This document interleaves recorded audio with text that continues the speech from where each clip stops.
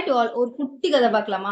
நம்ம கஷ்டத்துல இருக்கும்போது யாரு வந்து உதவுவாங்க அப்படின்றதுக்கான ஒரு சிம்பிளான ஒரு குட்டி ஸ்டோரியா நான் சொல்லப் போறேன். இன்னும் டீட்டெயில்டா பார்க்கலாம். ஒரு பொண்ணுக்கு வந்து பாத்தீங்கன்னா ஆக்சிடென்ட் ஆயிடுது. அவங்க வந்து பாத்தீங்கன்னா கோமா ஸ்டேஜ் போயிடுறாங்க.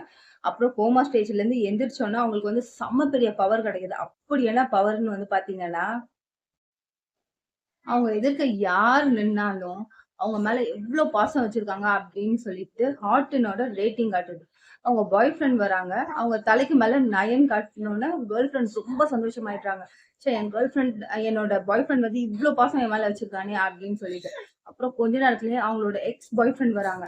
அப்ப அவங்க தலைக்கு மேல வந்து பாத்தீங்கன்னா 80 காட்டுது. அப்போ வந்து கேர்ள் ஃப்ரெண்ட் அப்பதான் உணர்றாங்க. ச்சே, என்னோட எக்ஸ் பாய் ஃப்ரெண்டு கூட வந்து பாத்தீங்கன்னா 80 காட்டுதே.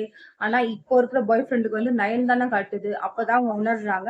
ரேட்டிங் வந்து 100க்கு அப்படின்னு சொல்லிட்டு அவங்க உணர்றாங்க. அப்போ அவங்க எக்ஸ் பாய் ஃப்ரெண்டுக்கும் பாய் ஃப்ரெண்டுக்கும் சண்டை வந்துருது. சண்டை வந்துட்ட உடனே பக்கத்துல இருக்க டாக்டர் வந்து பாத்தீங்கன்னா என்னடா சத்தம் அப்படின்னு கேட்டு டாக்டர் வந்து என்டர் ஆகுறாங்க. டாக்டர் தலைக்கு மேல கூட வந்து பாத்தீங்கன்னா 30 காட்டுது.